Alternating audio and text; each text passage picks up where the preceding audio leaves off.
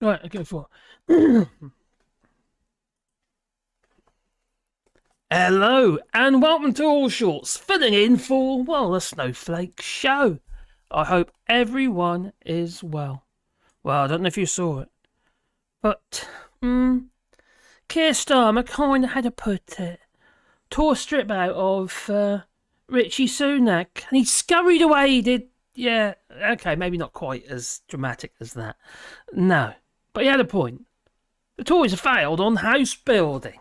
But I think there's something fundamentally wrong with the way that we build houses in the United Kingdom. And I used to build houses and build extensions and loft conversions and stuff like that in the United Kingdom. That's what our business used to do, you see. And we used to work for the councils and build regulation people, put things right. Well, other builders have gone in there and they haven't got planning permission or anything like that, and they carry on doing what they do, and I think everything's going to be tickety-boo until they get knocked on the door. And a building regulation officer, he turns up and he says, you sort this out or you're going to have to knock it down. Pretty much. So we go in there with our diggers and stuff and we dig out. Well, we underpin it. Yeah. Oh my god, yeah, that's a hell of a job that is. You have to do it in stages, like a metre at a time. Basically digging under the wall. You don't know when it's going to fall down on top of you. No, it's lovely. Anyway, that's the kind of thing that we used to do. Remedial works and also construction. I kind of, this, don't get me wrong, this is some while ago, but not much has changed. The way we build houses in the United Kingdom is a little bit like, it's kind of, it's a bit like, how to put it, Victorian. Except we use a little darn sight more concrete. Yeah. And not enough, renewables, I would say. I think we're just doing it all wrong. And including the fact that when we used to get building regulation approved and get all, you get the signing off and what have you, got to roof line and got the roof on, the final signing, and we just had to make sure we had an energy-saving light bulb. It could be fitting, or it could be, I don't know, ceiling rows with a light bulb in an energy-saving light bulb. At the time, that was a fluorescent bulb. These days, it'd be like LEDs, you dudes. But quite frankly, what a cop-out. We're missing out big time in the United Kingdom, but we should be imposing rules, within building regulation approval, where we all have solar hot water, for instance. That's a no-brainer. Now, we've got it here, and oh my giddy aunt. It's ridiculous. Even in the winter, when it's cold, it raises the latent temperature so the boiler ain't got to work so hard, so it saves you money. I would never ever have a house without it. No. Definitely not. And then obviously your solar as well, as in the sense of electricity. Photovoltaics, solar panels, and they're changing left, right, and centre. There's new materials becoming available. But are they imposing them on people as a part of the build? It'd be a lot cheaper, you see. But no. The rules pretty much haven't changed. That's madness. The way we're building houses that don't have longevity, but we're using materials that you'd expect to have longevity. Such as concrete, and that actually 50 years, they say, and then it starts deteriorating, to be honest, and then you've got rebar and rebar, and it all ends up rotting inside and blowing the concrete, and you end up with concrete cancer, and it all falls down anyway. Yeah. Oh, then, we've got bricks. Bricks aren't the same as they used to be. They're all fired these days. They used to be clay, and you just dry them in the sun. That's how we used to do it. But it's like anything, isn't it? Everything there. These are very energy.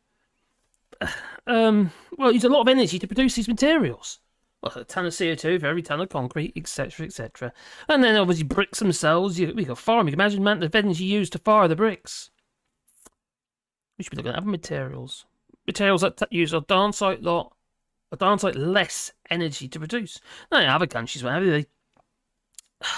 they use other materials, don't they? Stick-built houses, like the United States and places like that. Don't see why we don't do a bit more of that over in the UK. Or PEP's panels. It's basically sandwiched panels. You got ply on the outside, you have your plasterboard on the inside, or ply even again, then plasterboard, whatever. And in between that, you sandwich your Grenfell Tower insulation panel. Yeah, okay. Polyurethane foam, basically. But no, there's so many more materials that we can be using. Now, there's straw bale houses, for instance, that have been existing for over 300 years. I'm not saying you should build straw bale houses, because your walls end up being that flipping thick, they do. Tell me you got your straw bale, and then you got your clay render and what have you. You keep building up and what have you. But hyper insulated houses and cozy places they are. And a friend of ours did a straw bale for an extension on their French farmhouse here. I say a friend, it's actually it's my son's father-in-law. But anyway, that's what he did. But it's not as it's not an easy build. No, it's quite intensive. You've obviously got to make sure the bales are off the ground. They're rot, wouldn't they? So you have a concrete pad and what have you. Concrete again.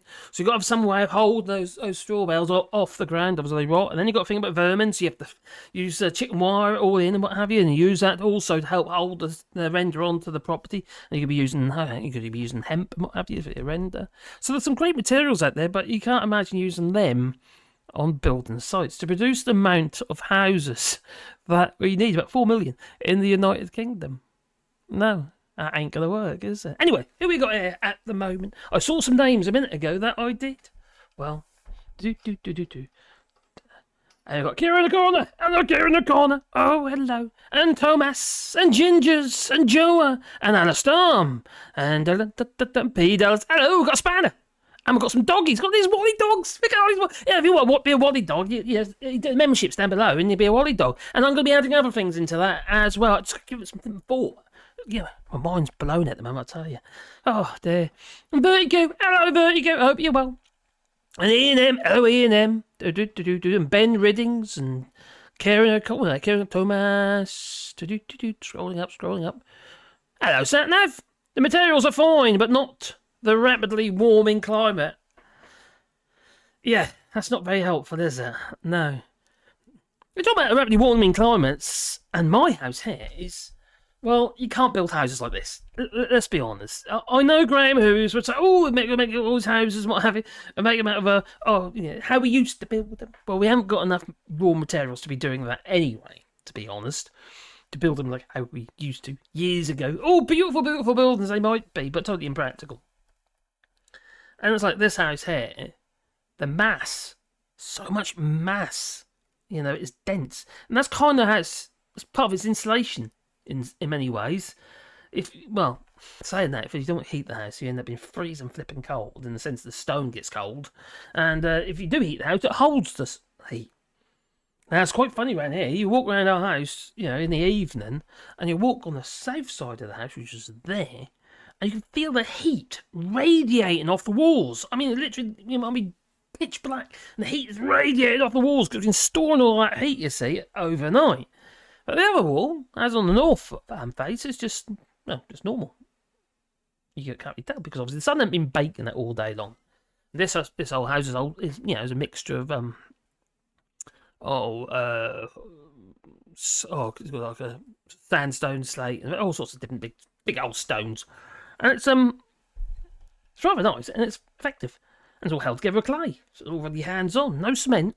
No, not in his original build. Okay, I do admit we have added a bit of cement here and there, a bit of Portland here and there, because this was available now. It's impractical to build like this. For the start, you've got to move all that stone, and that'd be funny, the amount of mass in this house, you'd build 4 houses, at least.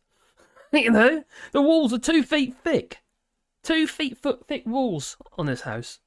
At the base, and then they tape a bit narrow, a bit narrow at the top. You can't build houses like that anymore. That's just pie in the sky. But there are other options, And other things, we need to be thinking a bit more liberally in the sense of building upwards. We can't keep gobbling land up and assume that we can just carry on that way because it's finite. No. And this flippin' Tory government and their grand plan of house building, what a flippin' failure that is, eh? It really is a failure. Bravo. Well, should we give a round of applause? Yeah, let's give a round of applause. I feel like a Tory sycophant just then, didn't I? I really did. Well, yeah, an extraordinary ability they have. Just not to build enough houses. Because they haven't. They haven't built enough houses. And it's, quite frankly, it's embarrassing. Other countries have managed to build houses, But these Tories haven't built any houses. most definitely have not built any, how to put it, affordable homes. And most definitely not social housing, council houses and what have you. After old Maggie Thatcher decided to, no, I tell you what, we'll sell them all off and not let them spend the money to build more houses. So then we had all these housing associations pop up all over the place, such as Wherry Housing, Orbit Housing in my area where we were, and Waveney and what have you. So then they found a loophole to be able to spend the money to build some homes. But, several years passed. It's nuts. But we're doing it all wrong, I think. I think the idea of building houses out of, bricks and concrete and stuff like that. I know. You can grow concrete. If you listen to Mike Graham, that's what he reckons. Yeah, but you know what he is? He's a flippin' kipper. That he is. So. So have you heard? I don't know how to cope with this one. Nigel Farage. He just got an award. Hold on to your britches. Yes, he just got the Trick Award. The TRIC. Yeah, is it got like a trophy, like an Oscar? Nigel Farage for his show. God's sake! Oh my God! Why? Oh, my giddy aunt. I don't get it myself. Why would you? I mean, and he does a little turn on the catwalk. On the catwalk, yeah, he does a little turn on the catwalk. Get off, Nigel. The video arco was just for you. Too sexy for my cat, poor pussy. Poor pussy cat. Sorry. Too sexy for my love, love's going to leave me. Oh, I can't help myself. New. Oh dear, Nigel Farage, Fartage. Oh my God, that been below a fish. Oh, anyway, back into the chat. A&M, number 3, hello number 3. I did see that earlier. And here's the population increasing. Oh, maybe, just a little bit. Yeah, population's increasing, but we're not building enough houses. Or it'd be green belt, brown belt, or belt. Yeah, well. Quite frankly, we should be building up. Or we're building houses that don't have longevity and assuming that they have. You're not going to try and tell me, like, Wilcon Homes, where I used to work, and what have you, and Wimpy Homes and all those sort of places. That those houses have got longevity. No. They've been cut back so much in mass. Plus, the plumbing in them is horrendous. From what I've seen. Anyway, when I was working Wilcon Homes, it literally... wherever that pipe would go, it would go, and they'd hide it behind the dry lining. There's just no logic to it. It's just like sprawled across the road with Hep2O and what have you. Plastic pipes. Oh, well, that's good, isn't it? Oh, it's more microplastics. I'm sure they'll break down in time. It's just nuts. That's not... If you're going to build a house for longevity, you need to be thinking, 100 years. Not 20, 30, maybe 40 years. It's, not when you put that amount of energy into building a property. Now, okay, the footings these days are considerable. Years ago, in the olden days, when we used to, when I wasn't born, but when he's building houses, in the olden days, that's all line mortar, you see. That's flexible. Can move. Yeah.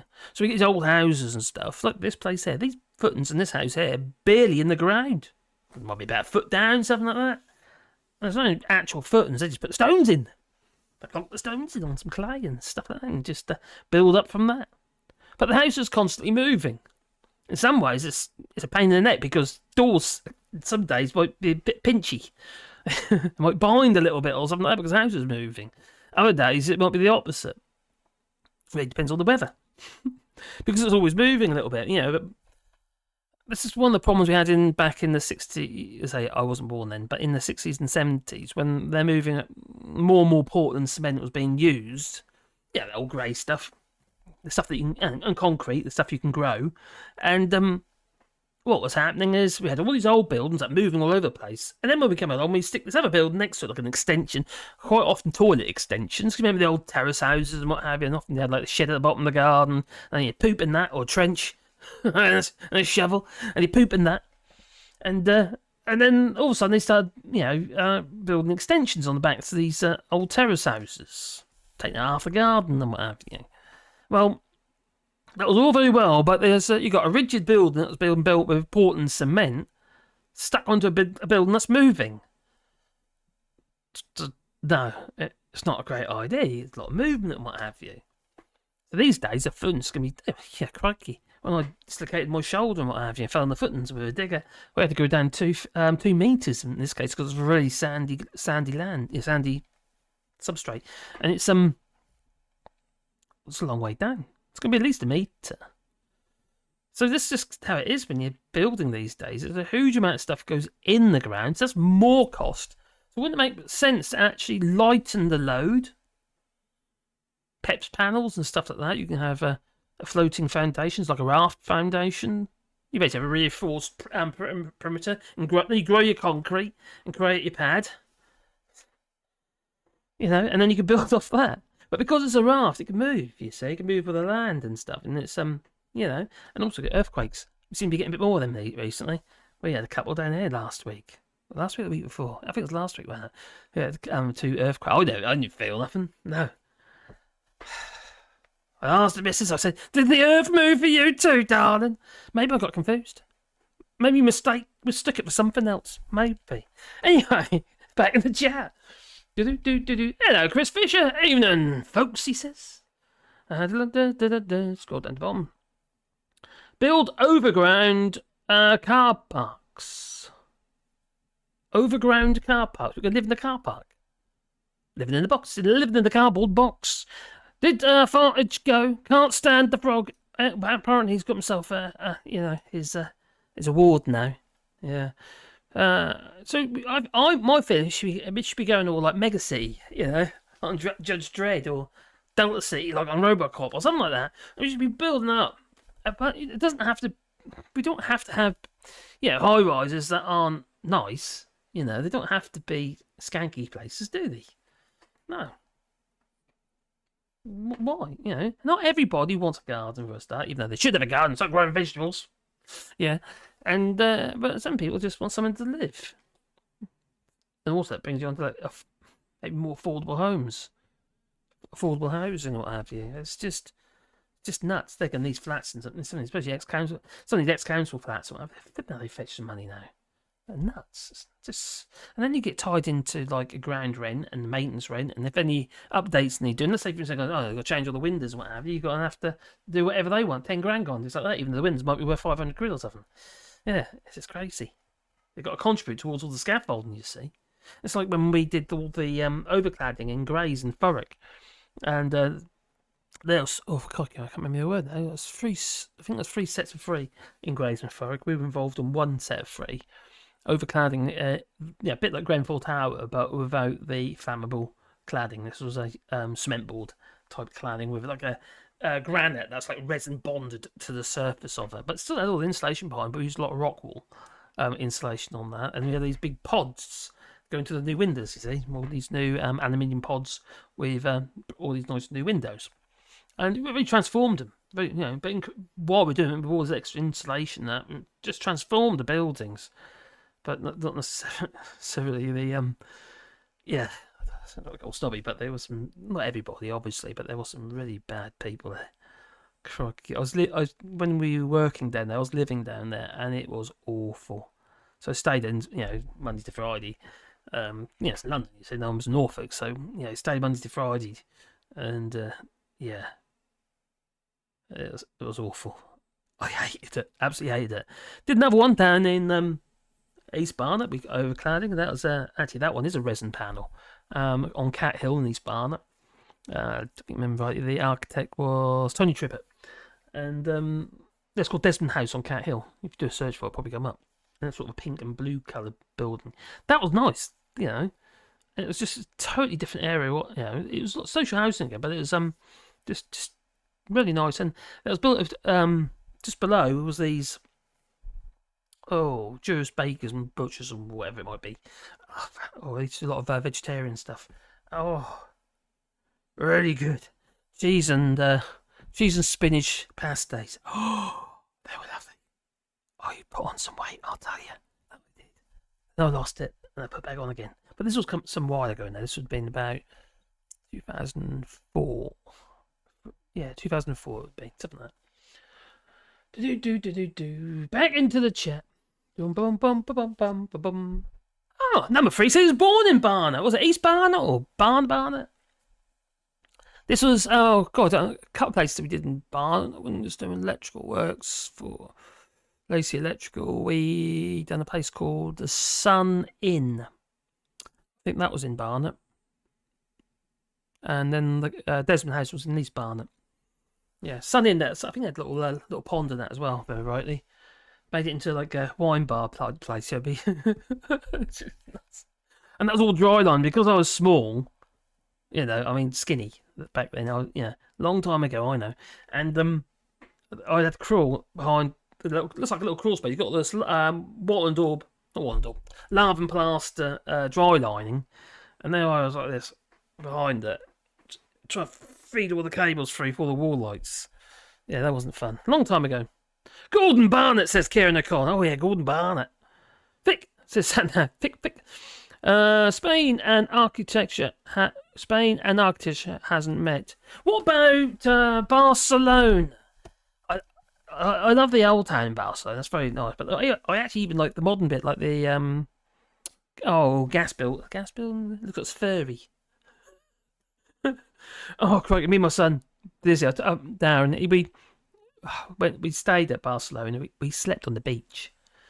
Oh my god! Yeah, we slept on the beach, and there was all these little boats on the beach. I don't know if I told you a story before, but all these little boats on the beach, and there we are. We kept that, set our tents up and what have you. And this boat keep moving. They keep floating. What else is that? A bit weird.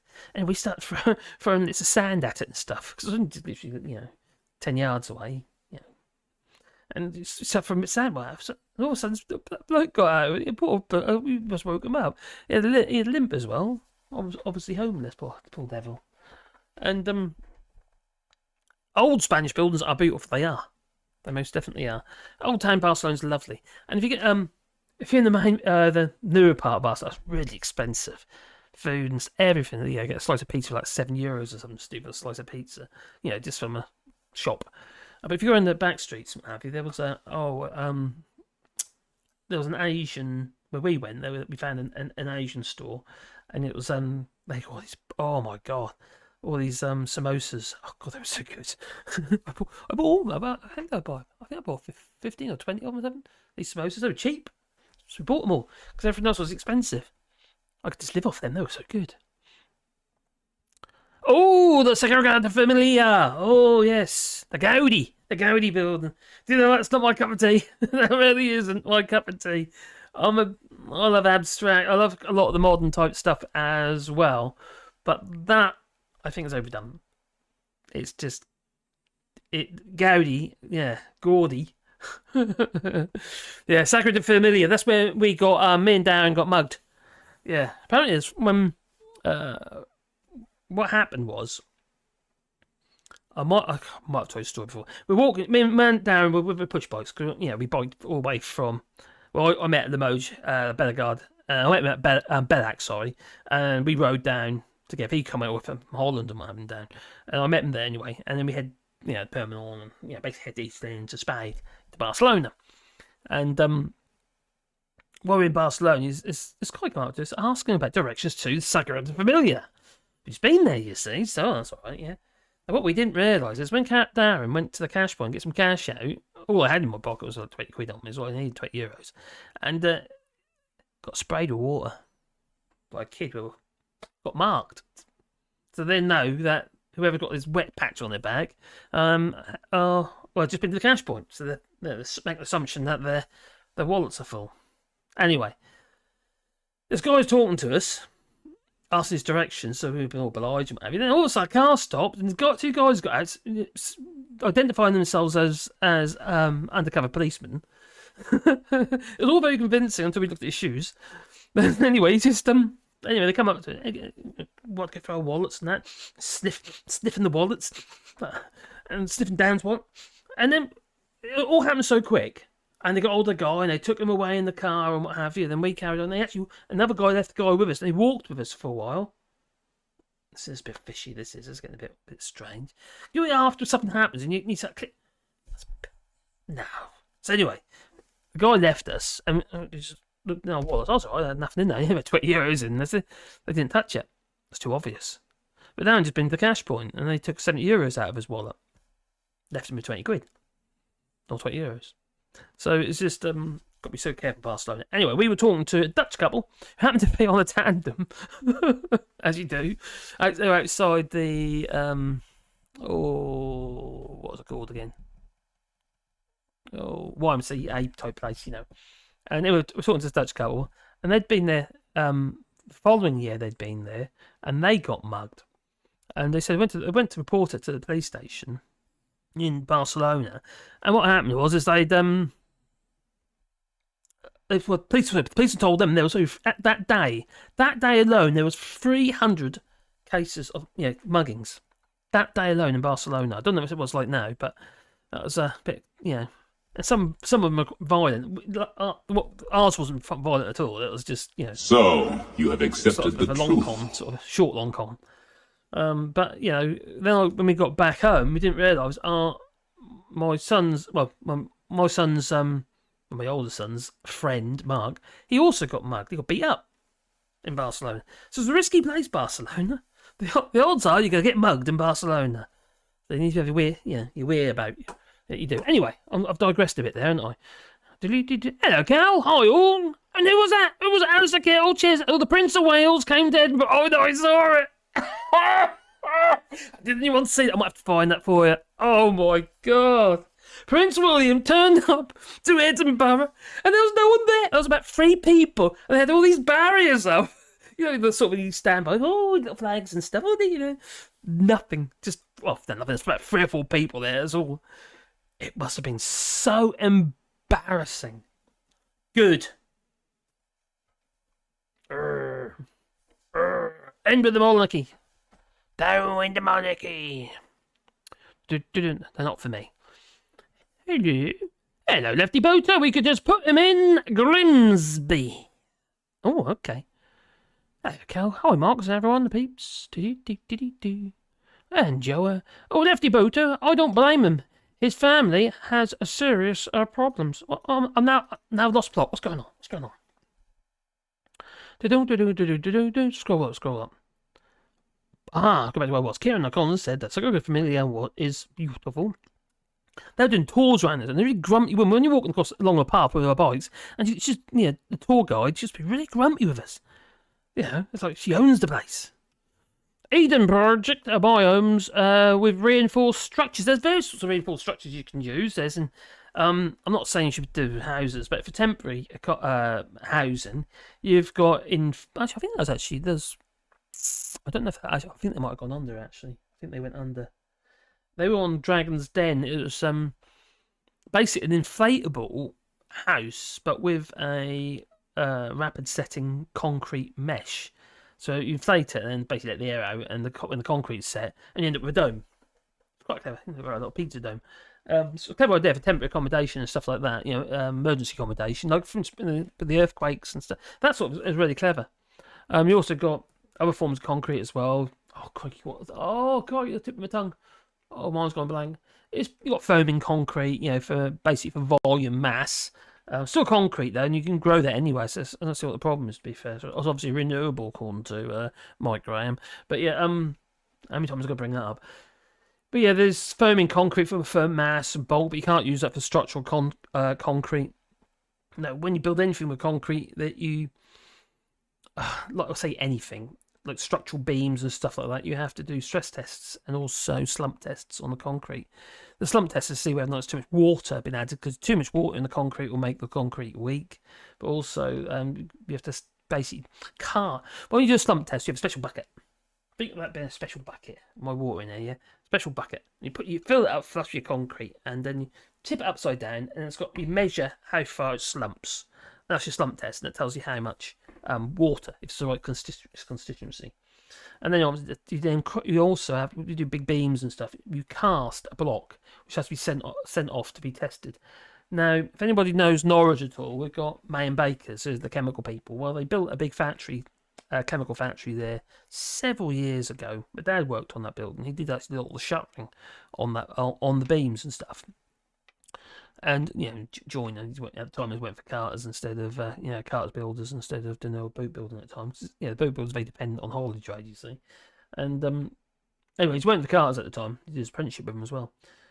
And it failed the tests. They had to can go the whole beam. This beam was like 100 metres across, 80 metres across. That's huge. Big old deep beams. What a waste. They've probably been fine, who knows, but it didn't pass, so, not be funny, but if that failed on somebody, they'd kill them, wouldn't it? And longevity as well, because those buildings are still there, they're still being used. Casper Northerner, hello Casper. Scrolling down. What's another one? Scrolling. Hello, Vertigo. I'm scrolling down. I am. Oh, there's you. I can see lots of pictures of little Wallies. Oh, God, he's a little bugger tonight, he was. He ran off. He decided he's going to go to La Pomeruli. Yeah. He had to go on a lead in the end, little devil. Reagan, join the Wally crew. Got Reagan. Hello, Reagan, buddy. I hope you had a good holiday. Did you have a good holiday? And tell me when you're back on your Wednesdays with let me know when you're ready. Hello, Mad Monk. I thought you go out tonight, don't you, Mad Monk? With your brother. Milk or grow concrete. Yeah. Of course you can grow concrete. Mike Graham said you can. He wouldn't lie, would he? No. Oh my kitty aunt. Super Tansky was getting she's been on the news and what have you. Yeah, because of flipping that Brendan Clark geezer, he was fed beans by Lee Anderson. It was being all nasty. She was thanking people at Glastonbury because she struggles a bit with mental health and what have you, and he's just mocking her. Yeah, and they got hold of it, and James O'Brien got hold of it as well. Yeah, and then all of a sudden it was the news. Brendan Clark made it look alright. Oh, yeah. Oh dear. Here in the corner, Tory London mayoral candidate resigned. Was he the one who was a bit frisky? Was he a bit frisky? Or was I thinking of somebody else? Yep, the concrete farmer, Graham. I know. For God's sake. What on earth was he thinking? Or was he not thinking? Because that's just ridiculous. La la la la. Oh, Mad Monk. Good evening, Reagan Elite. Milk will go concrete. I'm good, bud, but getting ready for work. Oh no, you're going for work again, are you, Mad Monk? Oh dear. Don't do it. So you're not having a night out with your brothers tonight, then? This is not the Snowflake Show. No, it's not. I imagine you're doing a Snowflake Show next week, maybe. I don't know. Whatever. I don't mind filling in while you're not, available. No, I got off before Max finished his live stream. Simon. Has Max got a live stream tonight? Oh, I don't know. Is he ever thinking at all? Brendan Clark Smith looked like he's got a bad taste in his mouth. He's only sort. Yeah, like sucking on a lemon. Well, he certainly looked like he had something in his mouth when he's eating those beans. Lee Anderson. Here comes the train! What on earth is he thinking? Oh my god, yeah. And then he just did another flippin' show, didn't he? That was a flippin' train wreck, that was. What the hell was going on? He's literally constantly like... he goes to his pub, yeah? And, they let him use the pub. And they're slagging the pub off regarding the beans and stuff. Because they're cold. It's just nuts. Oh, there. Yes, but there was a stitch-up. Jumped, did it. So Bojo can stand in the job, and he's been saying that he wanted to stand again. Oh, no. Really? You're not telling me, Kulot, he's got... No. No. But I don't think people will vote him in. Not again. No. No. Too many people hate him now. I'm sorry, he's a KGB agent, isn't he? Or was it FSB? Either way, he's something like that. He's a little bit too much like that, isn't he? Yeah, old Lebedev. Eugene Lebedev and his dad, Alexei Lebedev. Yeah. Yeah, links with Putin. I did videos about that ages ago. No one's interested. No one's interested. No one cares. That's the mad thing about it. It's like Rishi Sunak telling us all to, well, you just gotta have a stiff upper lip and just, just wait it out. Be strong. Be like me. Oh, I'm rich. Yeah. They're on another planet, but do anyone care? No, nobody cares. Just a few people. But nobody really cares. I don't think they do. No. They're from one thing to the next, one scandal to the next scandal, and we're just so used to it now, so desensitized to all these scandals. It's become the norm now. Oh, yeah, well, that's just what happens, isn't it? The Tories, oh, well, no, never mind. It's just what they do, isn't it, Yeah. That's how it is. They can't even flip and build houses, let alone those 3D printed long houses you're talking about. Well, you hold your nerve, he said. Hold your nerve. Flipping hell, people are going to lose their houses. Oh, they are going to lose their houses. 5% interest rates, they'd like to get to 6%. So, and actually, the mortgage rate's going to fixed rate to a 2 years fixed rate. It's going to be over 6%. It's already over 6%. It's just nuts. If you got your mortgage out at 0.25%, for instance, and maybe you were paying 8% to the mortgage company, and all of a sudden that jumps by 5%, that's got a cripple you on it. And that's in an environment of, energy crisis, food, inflation. It's just, they're taking the piss, aren't they? They really are taking the piss. So, it is. So the Tories, in their manifesto and whatever, they told us to build all these flipped homes, all these so-called affordable homes. There's no such thing as an affordable home in the UK anymore. No. You could buy a house here in France for $5,000. Okay, you got to rebuild it, but you got to buy a house here for $5,000. It's sitting on land as a building plot. It's worth $5,000. Seriously, we've seen loads of them. I think we're going to be seeing more because we've got problems here. It's not perfect over here by no means.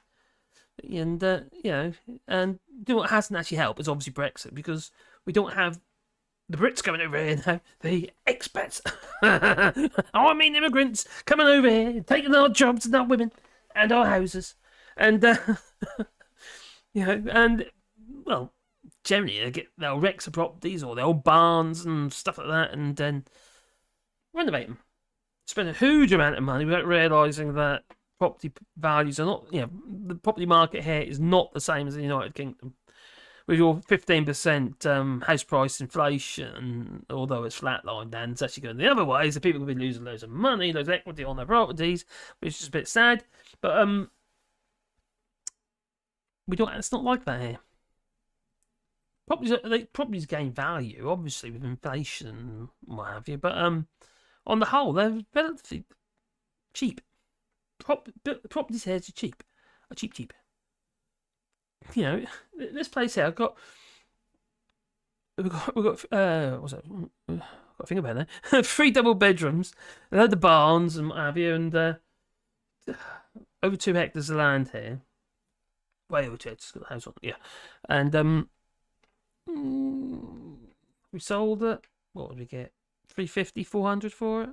Can you imagine what something like that would cost in the UK? It's just crazy. It's just.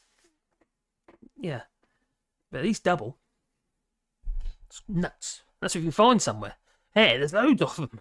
You see me doing dog walks here. Both those houses, but only one of the houses we walk past has actually got anyone in. There's just one old there. We've got a house just over there, empty. We've got another house over there, is empty. That one over there has got 20 hectares of land. It's nuts. It's just properties everywhere here. It's just so many homes. I bet we've got a massive land, haven't we? There's a lot of land here in France. In relationship, similar population. But the French, you see, they go. I think their house choices are more practical and also basic in many cases. They have little shoe boxes. Usually paint them in in this like magnolia colour. Yeah. little insulated, sometimes concrete, sometimes clay pot block with TDA truss roofs, which is basically the Trust Development Agency, which is basically the crisscrossy type trusses with the metal plates holding them all together. I hate them. I'd rather cut roof any day. That's what I was trained on. I was cut roof, bird mounds and stuff, using a rafter square, and they're good old days when those were built.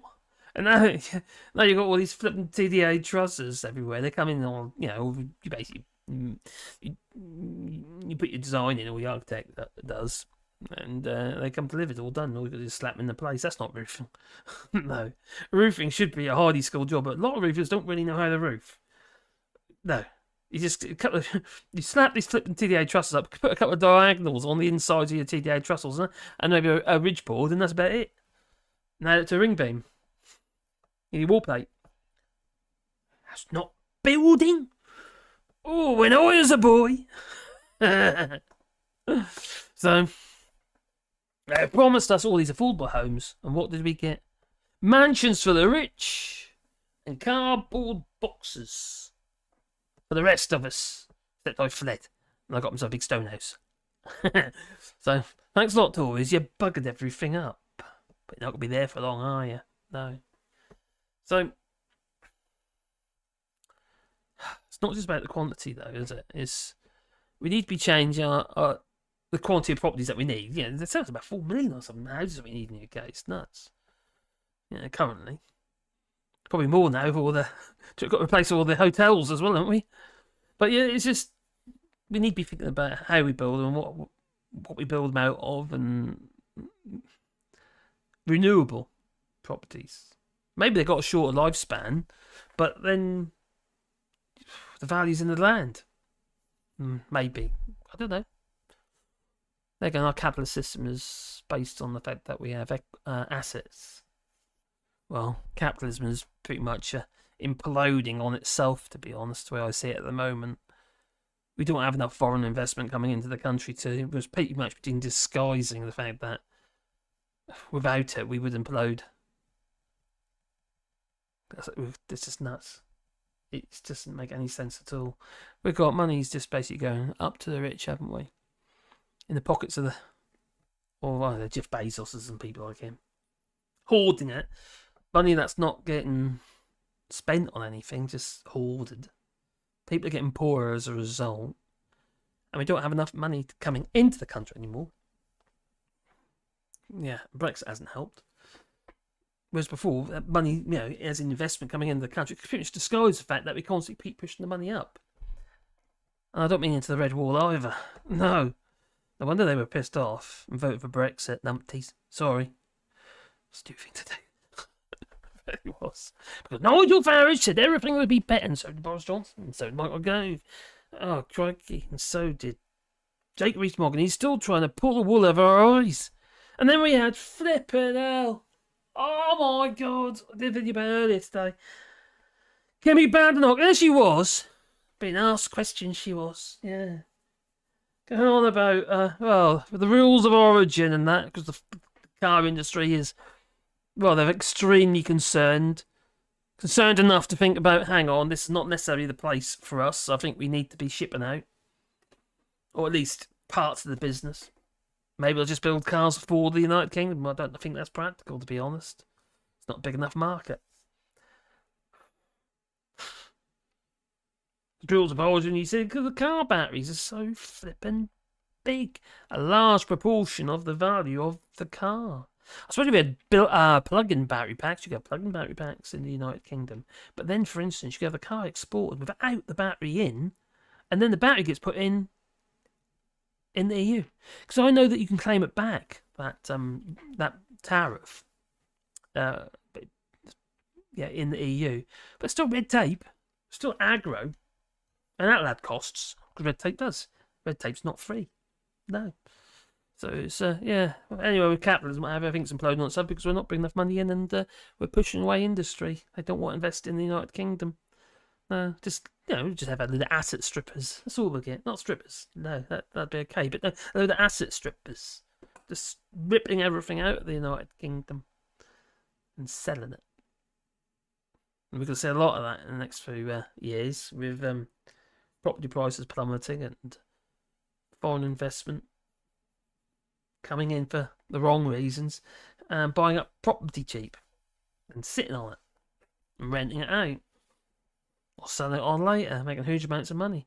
And that property will be held in asset holding companies as a foreign investor, told you before, and they won't be paying any taxes on that when they sell the property. You know, when landlords, they have to sell property at the moment, they have to pay capital gains tax and stuff. Yeah, capital gains tax.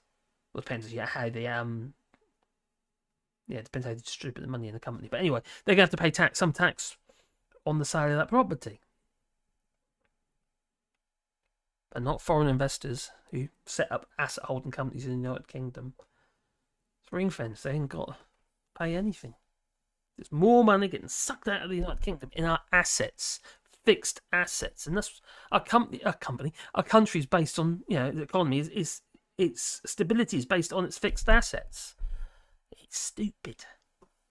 I think so. And I'm not an economist, and I see the errors in our ways. Oh, got my sheep medicine, says Jasper. That's nice. Got your worming for your sheeps. Sheeps. Plural. Isn't that though? Did any mainstream outlet talk about IMF inflation numbers yesterday? No, I didn't say it anywhere. All I heard is that Phil Morehouse is going to be a Labour or he's going to try and be a Labour candidate in his constituency. That's all I heard. And that just told me I'm never going to watch him again. I don't really watch much anyway, to be fair. Lady Blase, hello there. I hope you're well. You highlighted me this time. You said, yeah, Allshorts, because I said something last time. You bugger. Yeah. Anyway, I hope you're well, Lady Blase. Lady Blase is in the house. Do. Oh, that's come to a sudden stop. Thames Water is a good example. That is, yes. They got their money. No, well, actually, they got money, but it's just not in the company anymore. They've kind of, shipped it out through the shareholders and in their own back pockets. What was it? Thames Water in Abu Dhabi, China, and Canada pension schemes. So Abu Dhabi, China, I think there's another country as well. Stakeholders in Thames Water.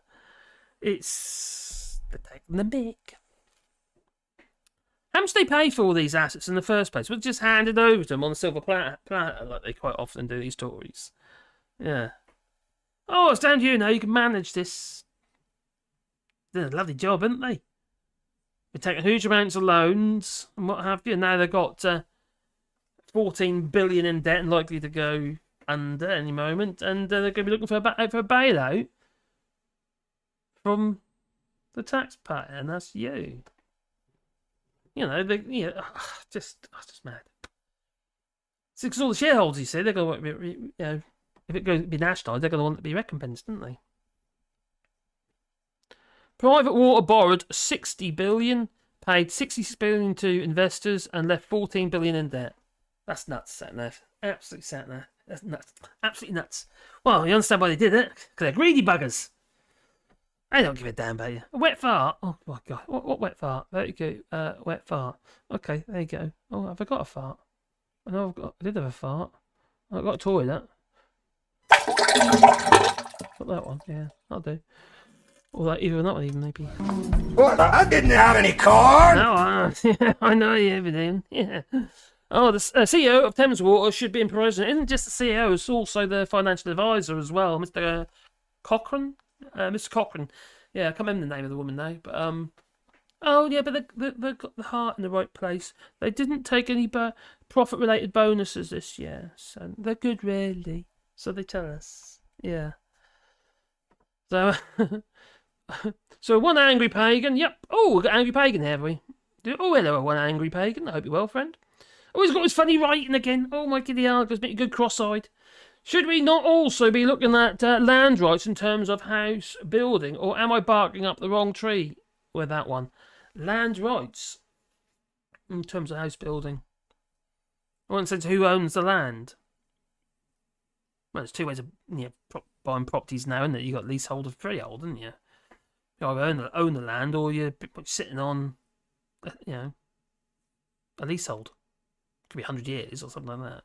That obviously devalues your house big time.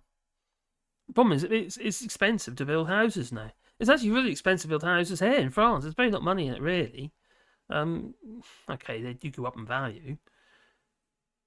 But rents here are cheap. You can rent a house here, a little 2 or 3 bedroom place here for under €400 a month. It's about half, at least half what in the UK. I'm thinking what my mother-in-law pays. At the moment, she's paying about £800 a month. Which isn't, it's not too bad actually. Well, seems a lot of money. It's £200 a week to rent a little tiny bungalow. And that's only a little 2-bedroom bungalow. It's nuts. In Thorpe. Okay, library. Maybe Brexit might get reversed when the government has to go to the IMF for a bailout.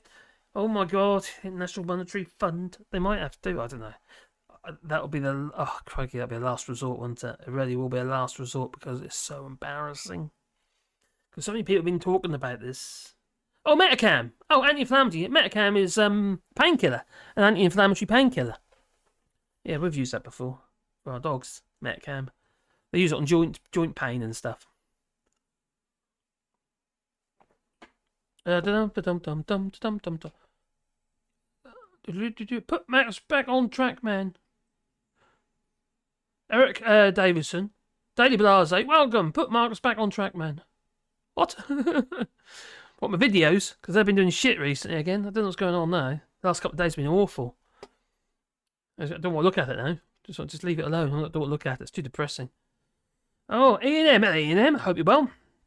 All this trouble started when those Aussie a-holes bought Thames Water, taking them from a cash mountain to 10 billion in debt. Yeah. Glasses don't help. Can't see comments. You do text to speech, mate. You can do that.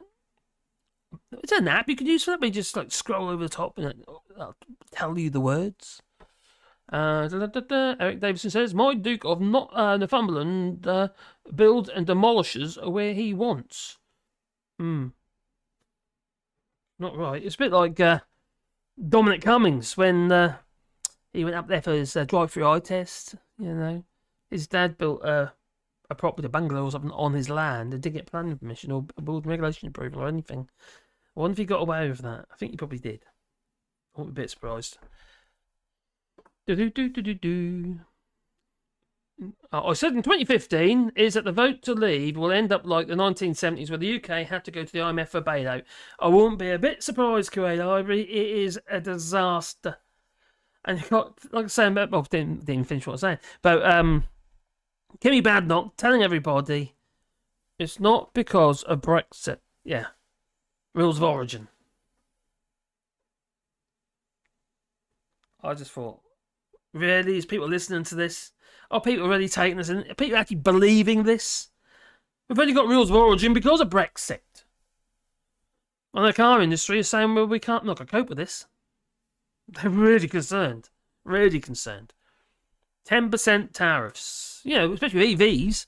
EVs are the worst, as far as this rules of origin is concerned, because it could be 40 to 50% of the value of the car. And that puts you into rules of origin straight away, doesn't it? Don't forget, it's not just the batteries, all the other bits and pieces that you might have, bought in. I don't think they can do it. Any way around it? No. But we do need to embrace more, I'll go back to the properties now, eco-building methods. We really do. For God's sake, we really, really do. Because we're still constructing these energy-guzzling monstrosities in many cases. They look ridiculous. Then you get these fake Tudor houses and fake Georgian houses and fake this, fake that, with plastic flipping columns. What's that all about? What we do? Go the German route, like the old Houfhouses and stuff. Coming in kit form, built in a factory, energy efficient. And the build process is energy efficient. Your materials are all in one place. Looking at the building sites, you see, when I was working on the old sites, the materials are coming from all different directions. It wasn't just in one place and then the whole lot gets moved to the site on a low loader. It's and the amount of waste, and theft, because building sites are notoriously difficult to secure. They really are. And it's when we were working in a place on building site in Rackheath, people would come down in the middle of the night and just steal stuff. When I was working at a place in East Barnet, Desmond House, the pikeys, they stole all the aluminium brackets we just had made. They broke into the container and stole all the aluminium brackets. It was about 2 tons of aluminium, so it was massive brackets for the whole building. And they all went. It cost an absolute fortune to have made. All went. But it's other things that used to be quite frustrating is because obviously labour is expensive, and say a pack of bricks, or say 300 bricks, whatever might be in the pack, depending on the brick, and are cheap. Pretty much, they are quite cheap. 15, 20p a brick. Don't know what they are now. They're probably like £2 a brick now. But anyway, they were cheap. And if the guy with the teleporter, little forklift with the chunky wheels, and he damaged a pallet and the pallet collapsed, and they just grab hold of that with the teleporter with a bucket and just chuck it into the compound. They'd all get chucked. They'd all end up in the ground. So just waste. So much waste and theft on these sites. Whereas, when things are a bit more, how to put it, in a factory, it's a lot easier to prevent theft. I'm sure they're going to notice you're leaving the factory with big sheets of plywood and other materials. And there's better materials than that to use, obviously. But I think it's madness. And also the fact of the matter is, with, like, for instance, stone buildings, what do you do with them afterwards? You can crush them. That takes a huge amount of energy. Demolition and what have you. And no, I think we just need to do things differently, very, very much so. Because also land as well, because that's finite. There's only so much land, isn't there? You can't keep gobbling up the land. Some people will say, we've only built on 5% of the land, but you need the land to grow the crops to feed the people living in the houses. We'll import more food. From the CPTPCTPCP. Yeah, what do you call that? Yeah. Yeah, or maybe Poland and get yourself some salmonella chicken. It's also got full of antibiotics. That stuff isn't sold to people in the EU. It's only heading to the But 2020, 2021, they had a quite severe. Well, they found it very difficult to get control of salmonella in the chicken in Poland, and that chicken was heading to Asda and places like that, and Asda, Lidl's, and I think it was Iceland as well. And and how they tried to get on top of this salmonella was with antibiotics. So they dosed up all these chickens with antibiotics, and ended up in the UK food market because nobody's checking. Nobody's checking. No phytosanitary. Mountains of waste in theft. What? We keep growing. We can't keep growing. No, we can't. No, we need to shrink. What, even people? I'll tell you what, we need to start eating less, and that includes myself. No more financial services in the EU, June 2025. They have literally just managed to negotiate a forum, basically. Don't get too excited. With the UK and the EU. So basically saying a forum so they can discuss stuff. Nothing's actually been agreed apart from having a forum. So they're waving this about it as some kind of, like, everything's sorted at the moment. It's not. There's more to it than that. Our charity is constructing a whole. Oh wow, is that right? That's cool. A whole eco street. We need more of that. We really do need more of that. But we need to be building that. We need to value the land or go under. Yeah, build under the. What's that, Wally? You'll go outside. The wee wee. You got a wee wee. I think they got the wee wee.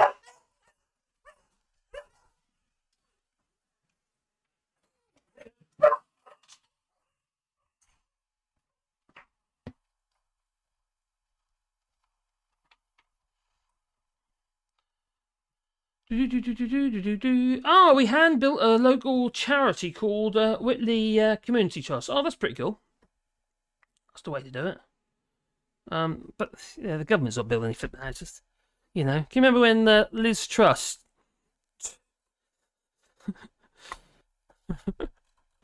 That is a disgrace.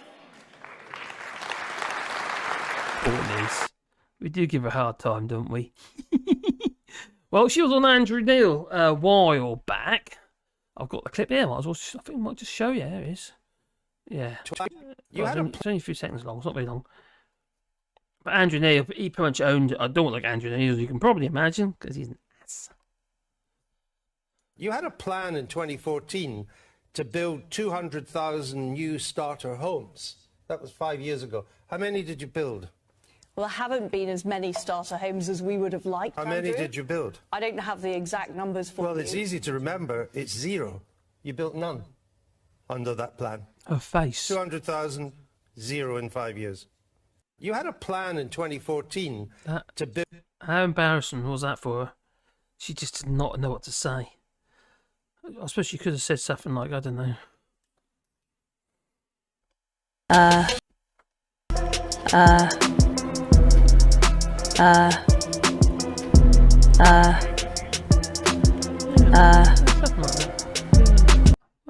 reckon so. She absolutely crumbled, she did. And it was, that was quite nice to see, to be honest, because she's a witch. Anyway, got people by that anyway. Now we've got little Rishi Sunak. And stop the boots, you know, and the short trousers. Lovely. Great. So, what was he like? Now what's coming? And I bet Dora in there either. I bet it's just Wally.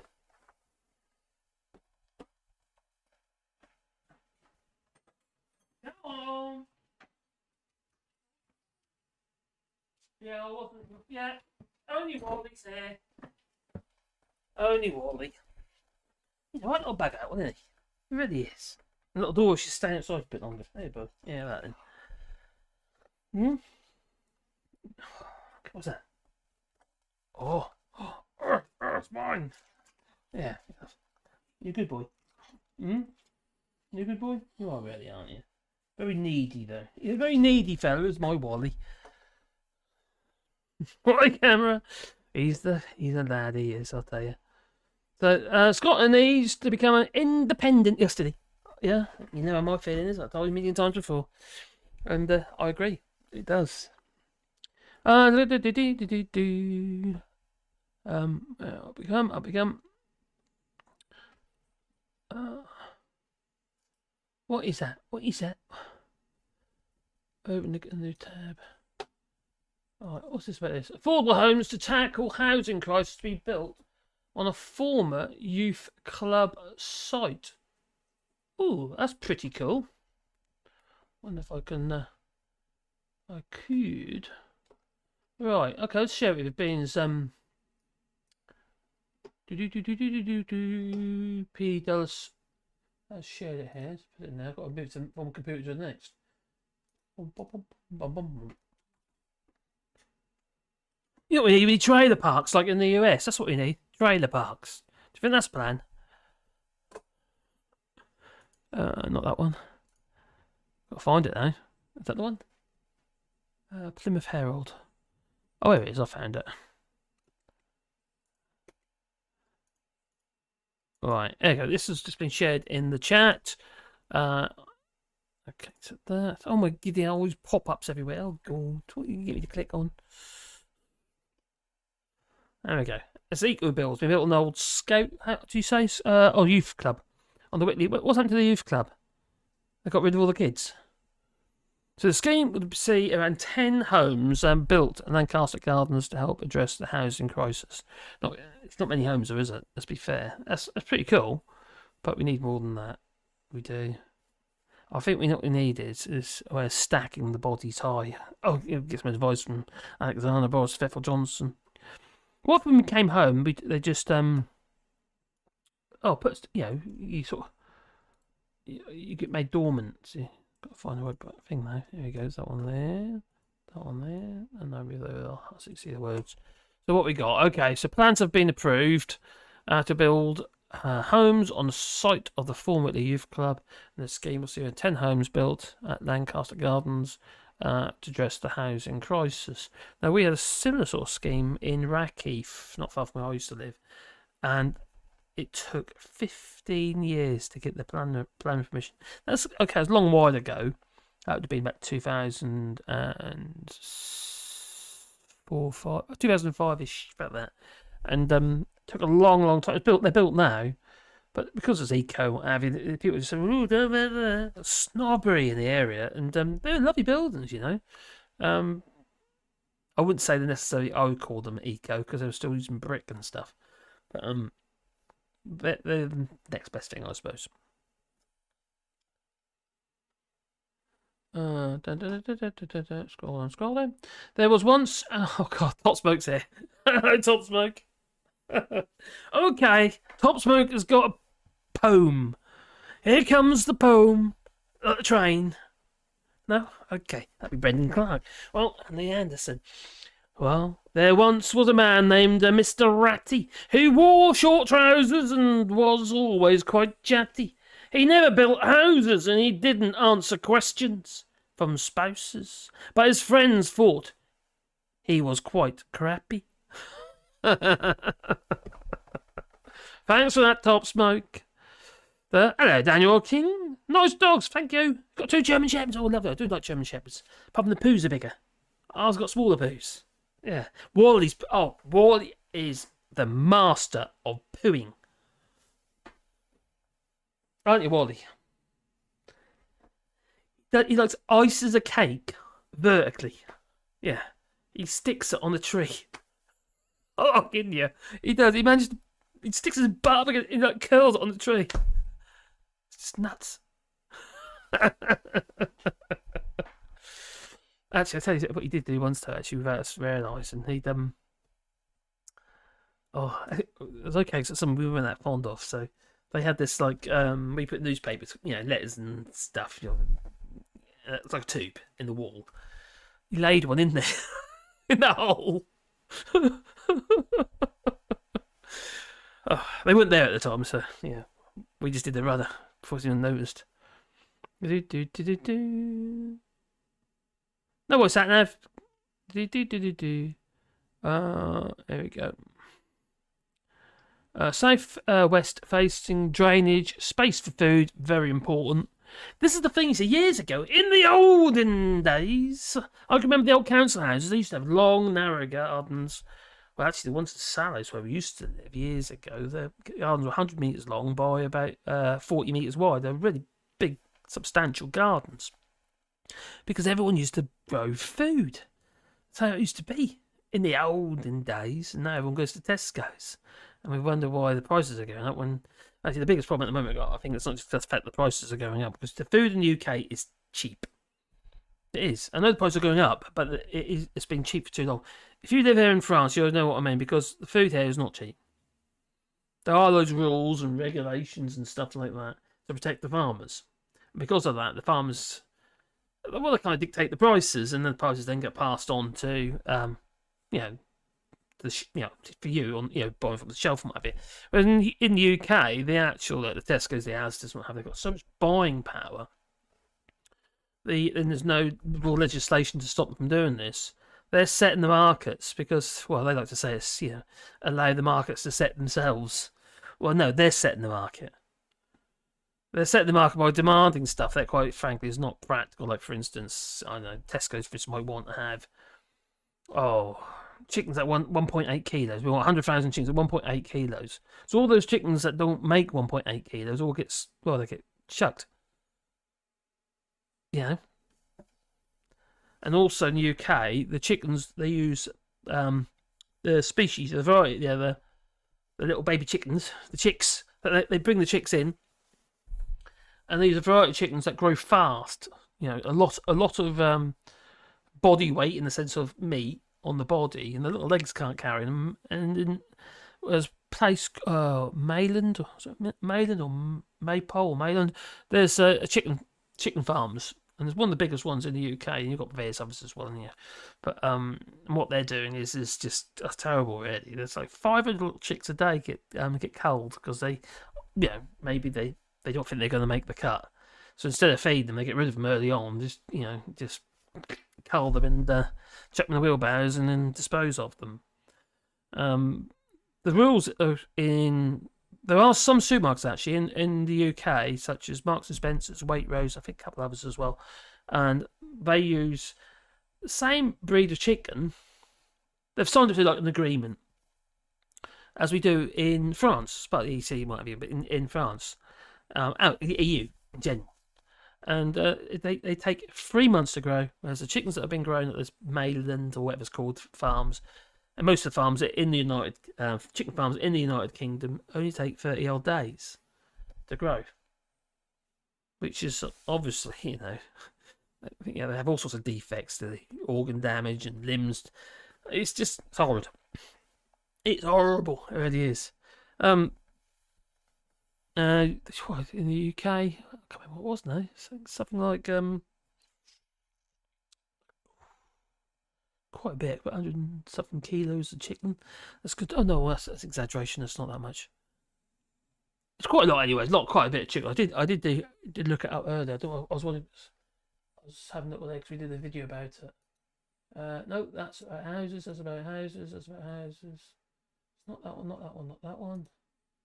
Nah, I'll get rid of it. It's not on it. Oh, hang on. There it is. We consume in the United Kingdom. Trying to find how many chickens. I know it's not about houses, but so many chickens do we consume in the United Kingdom. Oh, I can't find it now. It's about right, isn't it? Oh my god, that's disgusting. Oh no, I don't want to see that.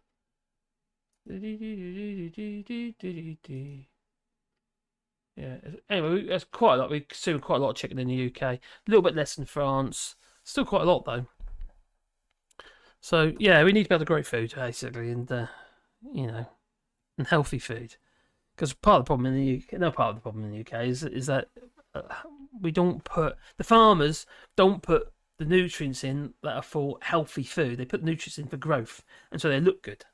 So it's just the basics like nitrogen, potassium, and phosphorus, and it's just phosphogen. Sorry, and it's just for growth and root growth and stuff like that. But the minerals, they don't add them back in the soil. You can't keep taking this stuff out. You can't really keep removing it from the land. You have deficiencies. Now, if anyone who grows tomatoes, I know, for instance, if you grow tomatoes and you've got a calcium deficiency, you'll end up with blossom end rot. And you can't go on like that. It's just destroying the land. We really are destroying the land. And, instead, let's build on it instead, I suppose. So you've got, green belt land, and you've got your brownfield sites as well. But if your green belt is obviously land. It's usually around cities and stuff like that. It might be prohibited. You can't build. It's restricted. You can't build on it. Well, there was arguments in PIMCOs today between Rishi Sunak and Keir Starmer. I can show you actually. I can show you. And it was, there it is. I think that's the one. There we go. Ah, I've got it. Good. Oh, there he is, Mr. Grey. 1 minute he says he's for building new houses, the next he's campaigning against them. And the truth is, far from delivering, since he crumbled to his backbenchers and scrapped mandatory targets, house building has collapsed. He knows it, they know it, and every expert is telling them it. Why didn't he just admit it? He's not going to get anywhere near his target, is he? Prime Minister. Mr. Speaker, the honourable gentleman now claims that he supports house building, especially on the green belt. But unfortunately for him, it's good that he agrees that he does believe that now. But unfortunately for him, the shadow Deputy Prime Minister, the shadow Minister for Women, the shadow Health, Justice, Defence, Business, Northern Ireland and Scotland ministers are all united against more house building in their areas, Mr. Speaker. I have to say to them, though, Mr Speaker, I would say to them, though, they don't have to worry too much because he's never actually kept a promise he's made. Ooh, cheeky.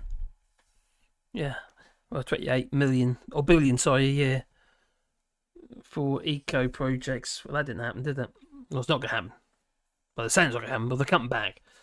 Well, in the first year, anyway. And we don't really know what's going on, really, do we? They'll probably change again. The thing is, to be fair, everything's changed since they made that promise.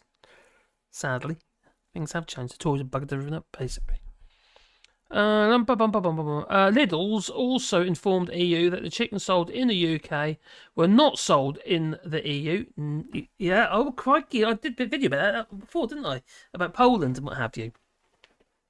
And okay, in the UK, and we're not sold in the EU. About some news about the brutal way chickens are bred in the UK. Well, those 30-day-old chickens are not allowed in the EU. They won't breed them in the EU because it's not just cruel, because you get a lot of disease, and you get a lot of they're deformed. Many of them are deformed. And the videos that I saw in this Maiden secret filming and what have you, in this I think it was Maiden or Maypole or something like that it's called. It was shocking, absolutely shocking. And it's I'm quite glad that it's not here, because I don't want to eat stuff like that. And I don't eat a lot of meat anyway, to be honest.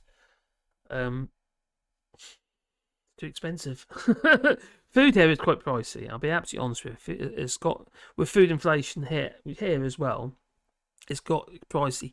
But I don't feel like I'm worried about it too much. For a start, we don't have cases of bird flu that you got in the UK to that extent.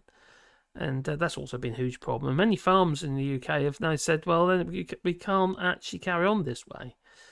Shutting shop. Many chicken farms in the United Kingdom, the free range ones especially, are shutting up shops. So whether it be for eggs or whether it be for meat. So it's not very helpful, is it? It really isn't. So it's there are other restrictions as well. Now, I'm a bit of a greenie. I love things that are obviously green and what have you, in the sense of green as in the colour, but also the fact that it's ethical. Yeah, for the environment, what have you. But it's also causing problems as well. So it's kind of blocking house building in many ways. And one minister actually said this a few days ago. Chase Guy, was it? Oh, was it now? What minister was that? Come to me a minute. Oh, crikey. What was it, Baroness Scott or something? Anyway, she said we need to lessen the impact, placing a significant burden on house builders. Well, the Tory government has placed a huge burden on house builders, because house builders are saying, we're not going to give you we're on strike. We're not going to give you any more money to the Tory party, because house builders were generally big donors of the Tory party, and for obvious reasons, because they, greasy palm and all that to get the planning through, so they can build all these massive estates. And it's usually in stages. You get. Hello, you. Got Sebastian here now. Do you want a treat, dude? You got bad breath. I'm gonna have to do your teeth. You need your teeth done. Come here, you. Oh, Sebastian. Oh, yeah, hiding behind the microphone. There he is. That's my finger. Give it back. And like for instance, Wilga Homes or any of them, they build the estate. There'll be a roundabout, and there'll be an extra little leg on the roundabout going to nowhere. There's a field behind some trees, and they'll be applying for planning permission for that. There won't be long before they'll be building on that field. Oh, that field. Another dog won't go outside now. Come on, boy.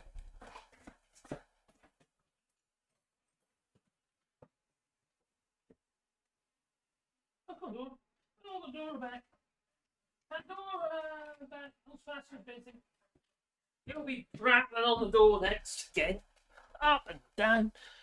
See, what happens is the missus goes to bed, at least we get the dogs in and out. Oh dear. Anyway, I haven't been in the chat for a bit, have I? So I do apologise. Oh, I see. There was once a dog named Wally who jobbied on a tree. And that was Tally. He licked and he licked until he got sick. And now he's not feeling so jolly. God's sake. Oh, dear. Number 3 says, I bet a YouTube channel on dog poos would do really well. I wouldn't be surprised. There used to be I don't know if it's still there actually, a website called ratemypoo.com. People post pictures of the poo. And you can, a bit like Reddit sort of thing, you can thumbs up it and stuff. It's gross. No, Mr Sunak, those are not rocks in the Thames. It was a Mexican week in the Parliament canteen. Ooh, nasty. There was a man from Nantucket whose junk was long. He could. Ooh. Scroll down. Oh, Legionnaires. Oh, we've got to talk about Legionnaires. Where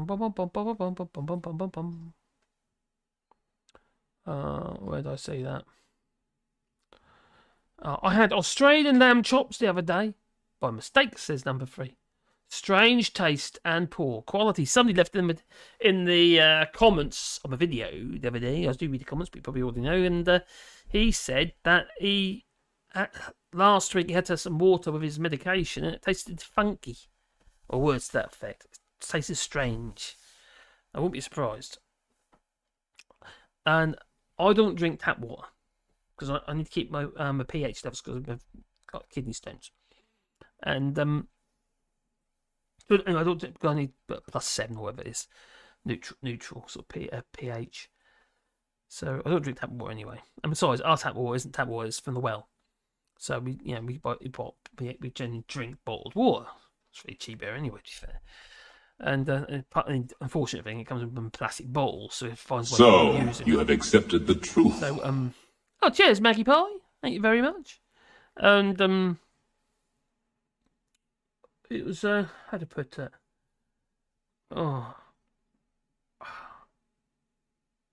Yeah.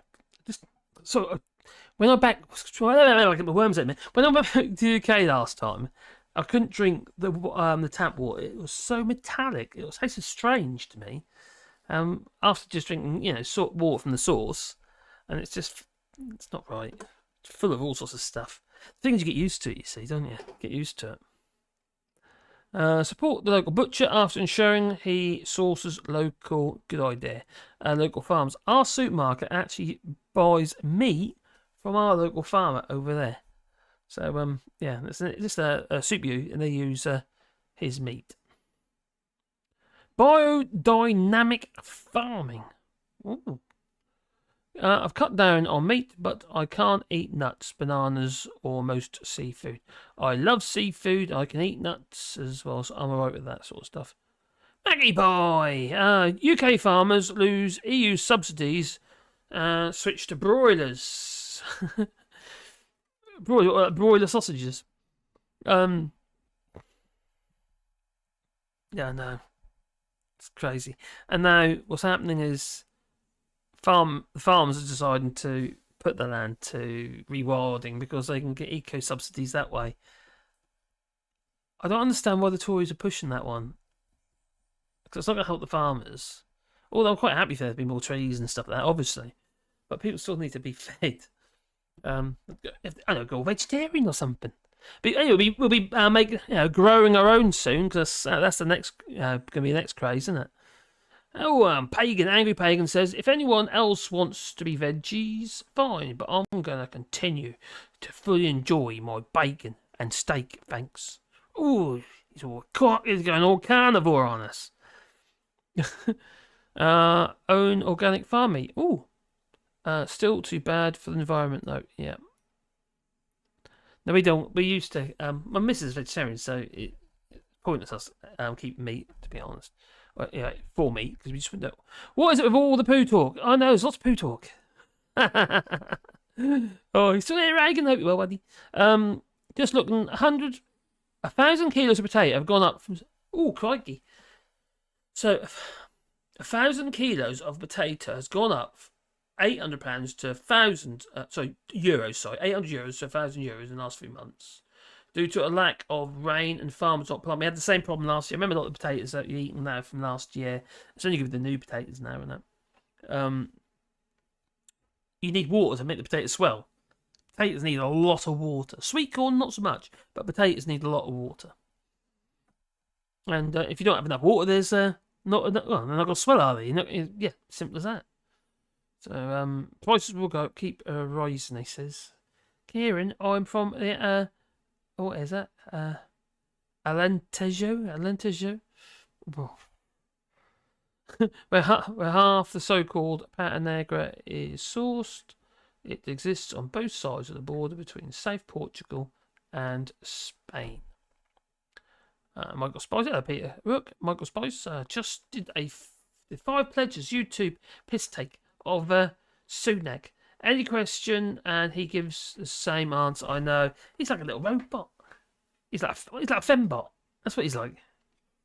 Well, he's got machine gun jubblies. Or are they boots? Maybe. Got rocket boots. God knows what he's doing there wearing those giant boots. What's that all about? I'm sure his feet aren't that big. Here's a link to the video that Peter Rook mentioned. Okay, let's have a look at that one. I can open that up there. Open a new tab. Is that the one? Oh yeah, I've seen that one already. Michael Spicer. Oh goodness. Can I use that? Ooh, I've got to be careful what I use. I think I'll be able to find that actually, because of I'll get demonetized. But I think I'm alright with that one.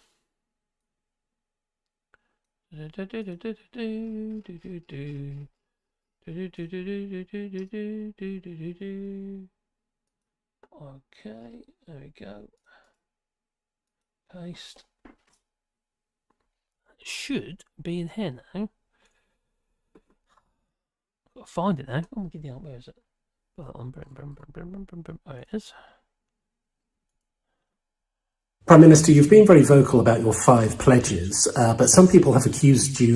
Oh, no, I'll do it like that. I'll open a new tab.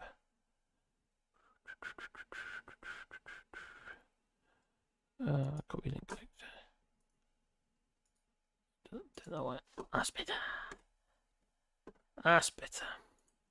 Right, here we go. Prime Minister, you've been very vocal about your 5 pledges, but some people have accused you of fudging every single question you're asked by repeating your 5 pledges over and over again until they lose their meaning, not that they had much meaning to start with. What do you say to that? Well, look, I've laid out 5 pledges, which are to halve inflation, grow the economy, reduce national debt, cut NHS waiting times, and stop the boats.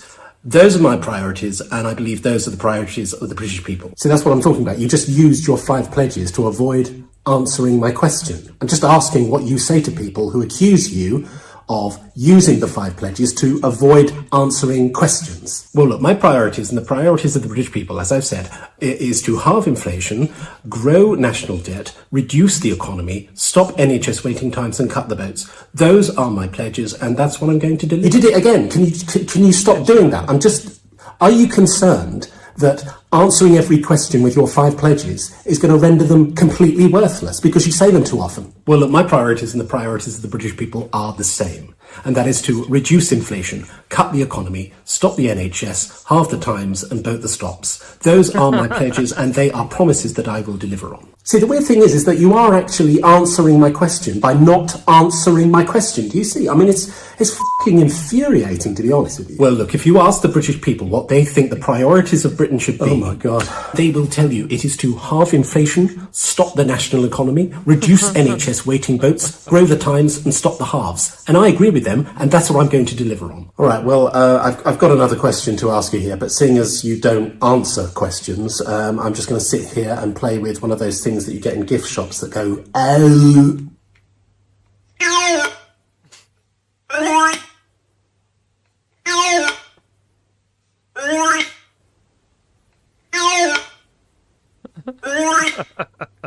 There you go. What's your answer to that? Well, look, my priorities are clear. I am going to stop inflation, cut the boats in half, reduce the time, and inflate the national NHS boat economy. Those are the priorities that the British public want me to deliver on, and I will. Prime Minister, thank you. Thank you.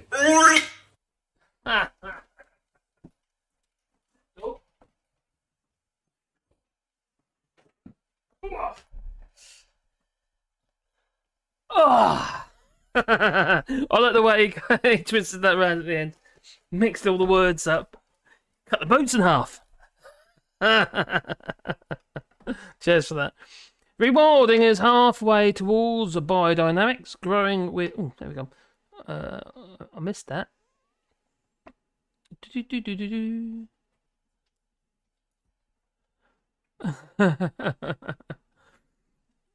That wrote about wet farts. I just down we go. Here's I think the video got done. That just did that. My rats enjoy a good chicken drumstick too. Yum. I quite like a rat burger. I feel like that wasn't Demolition Man, was it? Rat burgers? I think so. Seb the dog would growl at top hats. He'd bark and snarl and show his stats. He'd wag his tail and bark with glee, so Jacob Rees-Mogg would run and flee. Oh, you're a natural, Top Smoke, you're a natural. The great thing about the video is that it mixes up the answers. Oh, yep, done that. He does, yeah. Where's his erasable pen? Oh my god, yeah, I heard about that as well. He's apparently even uses an erasable pen. Yeah. Kill the economy. He didn't respond when I asked him why he then set a foot in Dublin when he doesn't like any of the EU countries. Good point. Oh, Matt Green did it first, did he? Ah. Matt Green's the one with the rosy cheeks. If you didn't know. I enjoyed watching Matt Green in Brighton recently. Yeah, he's really good, isn't he, Matt Green? I like Matt Green. He's a natural. Scroll down. Anyway, back in. Forgot where I am now. Oh my Gideon. Time's pressing on as well. Oh, I'm touching half. Stop nibbling my legs. My dog's licking my legs. Nibbling at the same time. Disconcerting. So, oh, where are we? That's not that one. Did that. Did that. Did that. So we, obviously got speed. Yeah, we're never going to get. Did you know 17 odd million people in the United States living in trailer parks? Yeah, 5 or 6% of the population. How many people in the United States? About 350 million. Something like that. That's 447 in the EU and 67 million in the UK and 20 million in Australia. Similar amount in Russia. Oh God, this job is doing this lark is a bit dangerous. It fries your brain. It does, honest. So Britain has a severe housing crisis, and it's we're just not doing anything about it. No, they're not building the houses that need to be built. In some ways, it's a good thing. I've got a solution. All we've got to do what Alexander Boris the Fifth Johnson's father said we had to do. Stanley Johnson. He said the population in the UK should only really be around 20 million. That's what he said. So is he suggesting a cull? Can we start with people like him? Is that an answer to the housing crisis? I think so. 17, I guess, yeah, it's ironic, yeah. So 17 million people living under the poverty line in Britain. So similar sort of man that's living in trailer parks in the United States. For some people, it doesn't. Trailer parks don't have to be nasty places. They can be nice places. And in fact, there's in Norfolk, there's a couple of sites that I know of in Norfolk that are called trailer parks, where the big caravan sites really. And it's just got quite often we find older people in them. and when they sold the house and released equity in their home and bought themselves a plot, or they rent a plot somewhere and just put a static caravan on it, live on that. Or live in that, sorry, not on it, because that'd be on the roof, but yeah, in the static caravan. And that way they've got some money to spend, they've got holidays and stuff like that. It's not a bad plan. Oh, Jeremy Goff, hope you well. Independence for England. What, from Scotland? Scotland will be very happy with that. Greetings from Yorkshire, says Jeremy Goff. Just done the quiz. 3 teams all end up with 84 points. Tie break was at the was as of 2021, and now it's moving. Stop moving. How or what it is the population of the Falkland Islands? Any ideas, anyone? Well, it's not going to be very many. Is it going to be like a couple of million or something? There's going to be many on the Falkland Islands, is it? If not even, no, probably not even that. What about Gibraltar? That's been thrown under the bus, isn't it? Yeah. Yeah. Oh, I can't remember who's more now. But yeah, there's some thing happening in Gibraltar. Greetings from Yorkshire. Number 3. Revolution. Grab the land from the wealthy. Like the Norman Conquest, but in reverse. Do it. Start with Jake Rees-Mogg. Did you mean independence from England for all? Maybe. The problem thing is, it's not England, is it really? It's certain people. Not everybody voted for this madness. And it's quite easy, even when I do it. I do it on videos sometimes. I'm sort of mocking everybody just to get a point across, and it's like, really, you think about maybe it's stereotyping a little bit there, because not everyone believes that, because they're in England. And sometimes it's quite easy to mess up regarding Scotland, because the Scots who followed me on this channel, they soon pipe up if I make a mistake. They do. Well, you didn't vote for this mess, they go. Reg Fairbarn, aye. Courier says 2,840 it falling due to protects. Now I'm lost.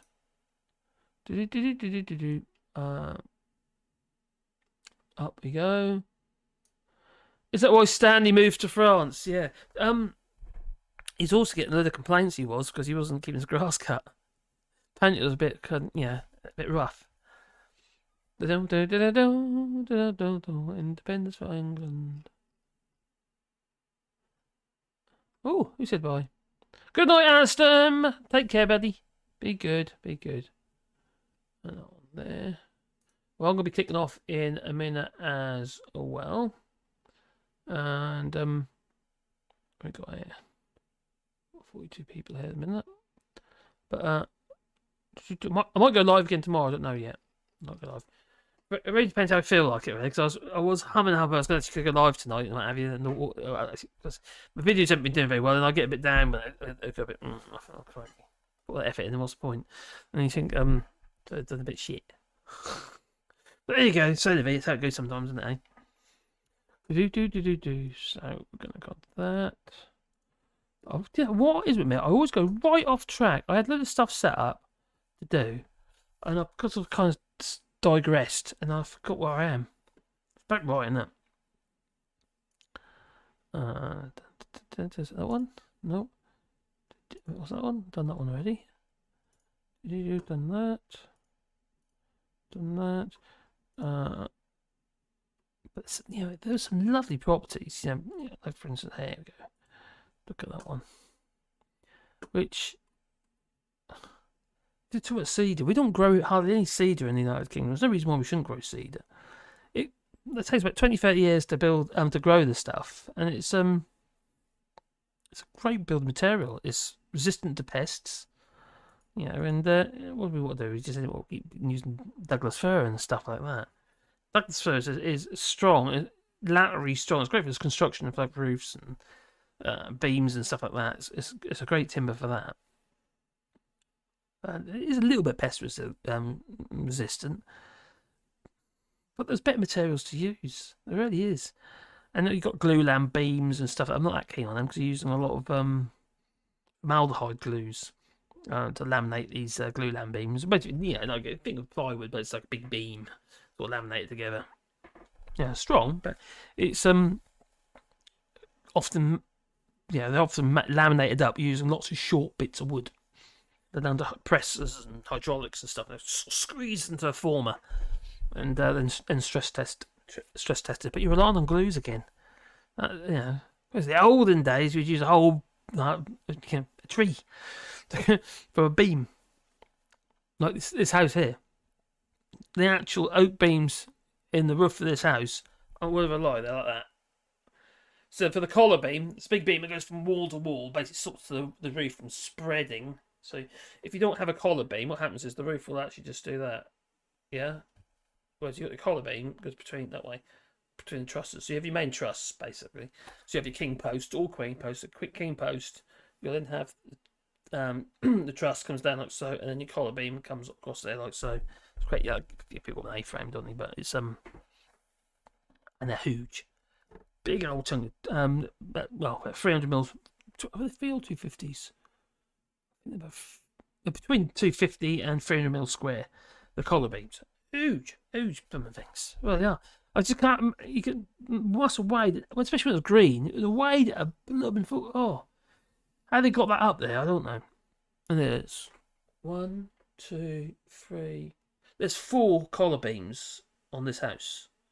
And then obviously you've got your rafters and chevron, little. Well, there's actually little on there, isn't there? Little on there, but it's chevron, which is basically your rafters. And even they are about 125 square. Actually, not square. Actually, they're rectangular. 125 by 100-ish. They vary. They're kind of taped, like cut from a tree, basically. But when years and years ago, we used to use 3x2s for the sort of 6 square inches for all the rafters on most of the properties and houses in the United Kingdom. And back then, the tiling would have been clay, such as the old pan tiles, the red clay pan tiles. Fine, but they were lighter. Then people go and get themselves a re-roof on a fairly shallow pitched roof. So they get themselves a re-roof and they wonder what's going on there. They put maybe they'll put some concrete mechanical tiles on instead of the clay tiles, which weigh quite a bit more. And then they wonder why the roof starts sagging. Can't cope with the weight. So later on, they started using instead of 3x2s, obviously in old money. There's not new money now, but any in old money. And then they went to 4x1.5. So it's still 6 square inches on the end profile of the timber. But you got more lateral strength because instead of it being sort of like fatter but narrower, they made it wider and a little bit thinner. And then they went over to TDA trusses, which is the Trust Development Association. And most houses are built with TDA trusses now, which I absolutely hate. Yeah, especially if you want to do a loft conversion. You cut all that stuff out and you take all the structure out of the roof. Not a good idea. So, things have changed a lot over the years in building methods, but what we've done is we've streamlined it in the sense of the bulk and the amount of materials that we use in houses. Now, when we were building properties, it was our cavity wall, at least 50mm cavity in the wall, and we're using, originally it'd been galvanised wall ties in the cavity. Then later on, we infilled that with rock wall insulation, and still allowing a bit of a space for drip, so the actual cavities got bigger. And but these days, you sort of seem to be building a single skin brick wall and dry lining the inside. Okay, it's less materials and what have you, but you haven't got the volume, you haven't got the weight in the building to hold the building down, really. It's the thing about when you get properties that are constructed like with pet panels or even traditional stick buildings, what have you, like you did in the United States. Every single component is nailed together effectively. So whether it's been done with a Pasload gas nailer or something, or whether it's done with a hammer and a nail. But they're all nailed. Every tiny little bit is fixed to the bit next to it. Whereas bricks, well, there might be cement as the next brick next to it, but that can give. They fail. It's just a sheer weight normally to hold it all together, but the buildings are getting lighter. Now, we had a situation here when we first bought this house. We used to have a barn, it's like a hangar, in the front of the house. It was a rough old thing, and it's actually cranked. So literally, it's just done that. The walls are literally like that. And when we actually removed the tiles off the roof, the whole thing collapsed. It was a blessing in disguise. So we didn't want it anyway. We're going to demolish it, but we want to save the tiles. But so we took the tiles off, and once we took the tiles off, it collapsed anyway. So it was. You took the weight off the building, and there wasn't enough there to hold it together. And many modern buildings with brick and what have you, a roof could quite easily be. It could be blown off. Like what you do in the UK with you put your wall plate, which is a piece of timber on the top of usually on top of the internal skin of the cavity wall, if you've got proper cavities. And you choose bars now, so you have like galvanised bars, loads of holes in it, and you'd nail it to the side of a rafter, and then nail it to the thermalite blocks on the inside, and that's what holds the roof on. It's okay, we've got sheer weight on there, but as soon as you start using lighter and lighter products on the roof, and now we're getting alternative materials, you end up with a very, very light structure that can pretty much be blown away. And because it's not necessarily fixed together, like nailed together like a stick building, like in the United States you'd have like stick buildings, or obviously Scandinavian homes and what have you, Switzerland, timber built homes. Every single bit is mechanically nailed together.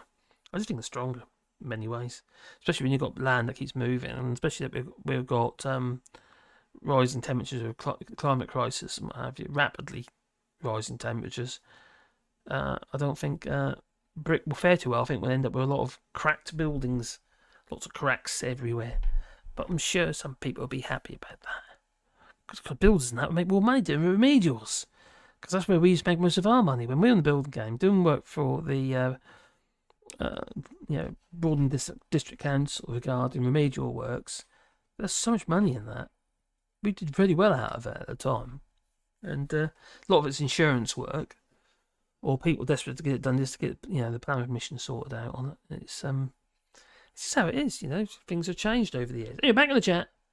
My dog runs his hind legs up a rock and poops. Oh, lovely. Oh, there we go. 2020. Oh, I know, I'm running on again. Do apologise. Take dumps in the woods, but keep away from farm fields. Farmers have no sense of humour. Mass nitrogen, good for fallow. Cow pets. Yep. Dog knows he's famous. He does. He is famous. He's a wally dog. Did I start at Reagan number 3? I would never do that about wet farts. I would never say such a thing. My tap water tastes like chlorine, says Ginger. Oh, lovely. Can't drink that. I hadn't tried it, actually, to be fair, but like the Brita type jugs with the carbon filters, wouldn't it take that taste out? Oh, that Berkeley filter or something like that. Imagine a Berkeley filter. It's still carbon, but a solid carbon filter. They are very good. Prices will keep rising, says P. Does Creed Library. Yeah. If anyone follows Harry's farm, he's been pretty up. I think he's a bit of a Tory, but he's pretty much on the ball regarding the price. He shares all the prices he's paying for the grain, or what he gets for the grain, and also the seed grain which he's paid for, blah blah blah, and whether that's worthwhile. Also, he got one of them grenadier things. He got himself a grenadier. That Ratcliffe geezer. He told everyone to vote Brexit, then buggered off and built this factory in France, between France and Germany. I think it's an older Mercedes factory. Lovely man. Not. Food prices will keep rising. Actually, we've noticed them come down a bit here, actually. Oil's come down. Cooking oil's come down considerably. It was we were paying about 4 euros for a litre of cooking oil, just sunflower oil. And now it's gone down to about 2 euros. So it's nowhere near as bad as it was. It's not great though. It was about 1.50 originally for us here in France. Michael Spicer just did the 5 pledges U2 piss take of Sunak. Oh, they've done that already, haven't I? Oh, quick, way up, way down, coming down. Question will add sanity, insanity. Allshorts. I've always looked to Japanese and Peruvian architecture to how to build without fixings. Oh, crikey. Japanese joint work is amazing. I'm going to have to do some of that on my other channel. I've been toying with it. It's almost like keylock joinery. It's amazing. It's if you think of like a dovetail, but with like extra bits of wood that lets you lock the pieces of wood together. It's clever stuff. Beautiful, beautiful work. Oh,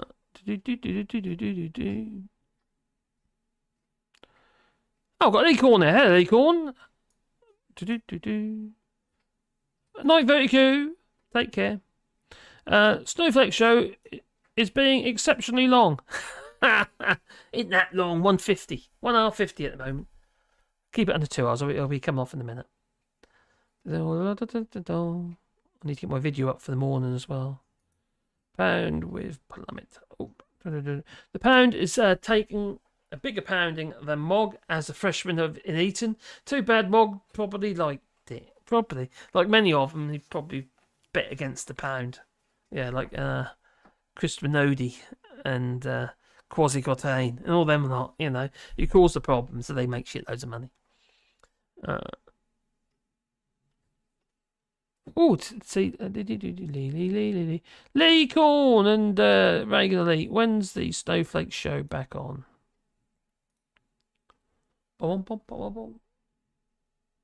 Right, I am going to be making a move in a moment. Questionable insanity. God knows what I'm doing wrong with my political videos. I've been really bad today and yesterday. Really bad. You know, I've got to point and think, what's the point? Stop uploading. No point at all. Joe Merrill nailed it. Yeah, the 1% of the people. Them at the top of all the blooming money.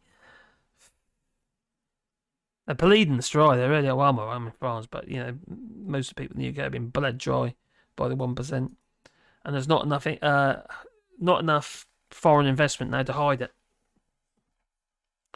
Traditional houses here in Alentejo, can't pronounce that, also used a lot of joints and wooden beams.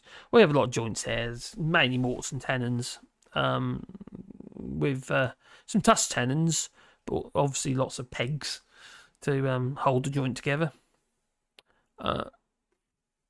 But yeah, it's other than that, it's big nails.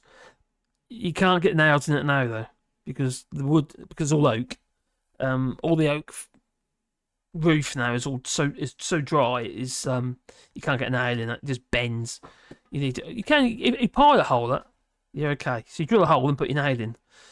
Yeah, it's a bit tight, obviously. Then a bit smaller than the diameter of the nail. Then you drive your nail into a drilled hole. You can do it that way, or you can use screws which have the self-drilling tips on them, which they'll go in. They're not too bad. Magpie. Peter does. I have no clue. He didn't like any EU country. Nope. He loves Portugal. Instead, he wouldn't like to go to any of them. Just didn't get that Ireland is one of them because he liked going there. Oh, for God's sake.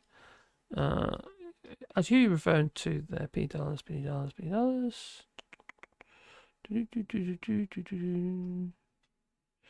It seems very. Can't see now. In the glorious soon Republic of Scotland. I tell you what though, if you get your vote, everyone would be fleeing to Scotland.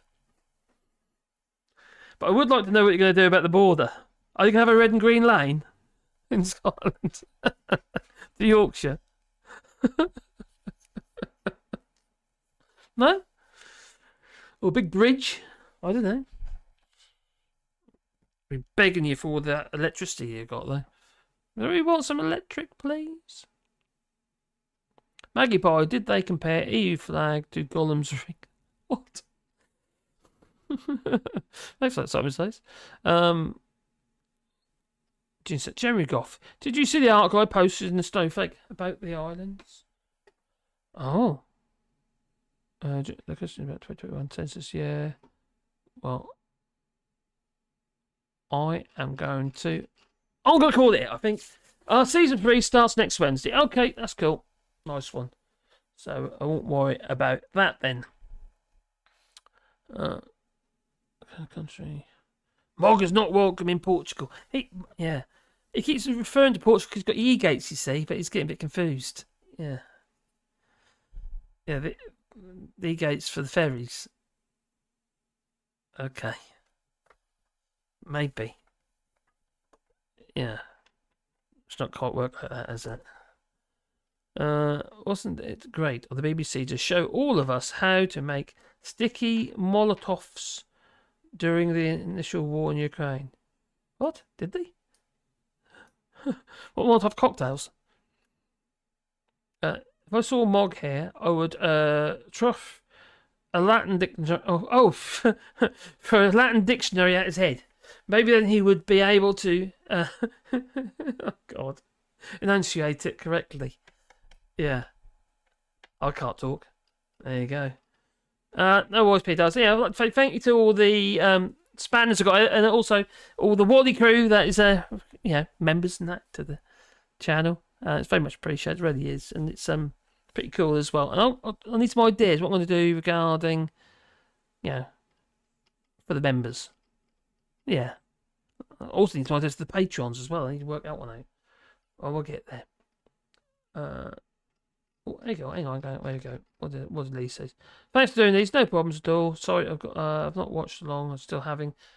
Oh yeah, sorry to hear that, buddy. I hope you get sorted out, my friend. 2 questions. Do you want to be Scottish? Reg Fairbarn says 2 questions. Do you want to be Scottish? And why not? Do I want to be Scottish? Quite happy as I am, really.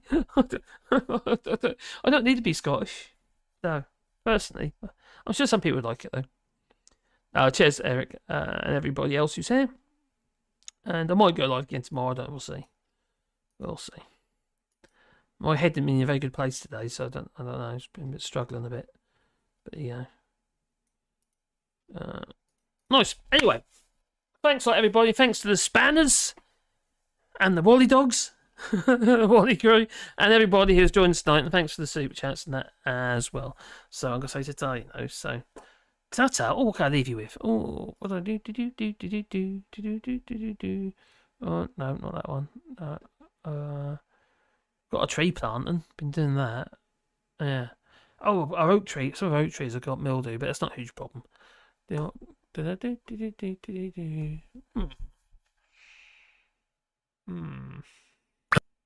Oh. Where am I? Not that one, no. Oh, I tell you what I forgot. You know what?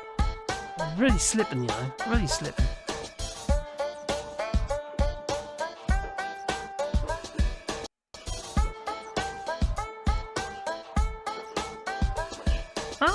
Someone's talking about Desmond House. Oh.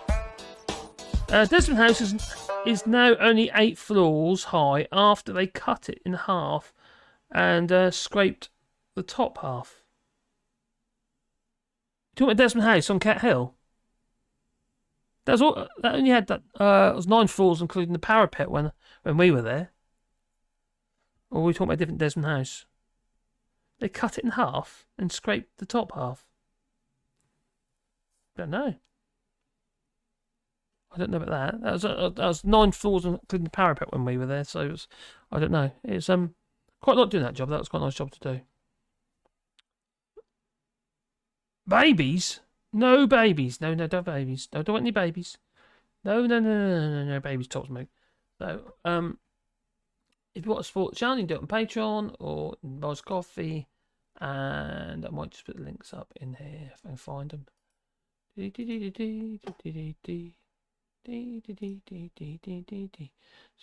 also we've got our rewilding. We're planting lots of trees. I've been sorting out my propagated trees today, taking all the lower branches off, and there you go. That one. Come on, Mark, a second. Yeah, I said no, but I'll accept being Euro French as a decent reply. What? I don't know what you mean. 2 questions. Oh, I see. 2 questions. I do not want to be. Do you want to be Scottish? Why not? I'll get a call marks second. Yeah, I'll get, you know. Got that there. Also got the obviously the super chats and that as well. So anyway, it's time for me to go because I have to target those. So ta-ta. But I don't know. Oh, I need some intro videos.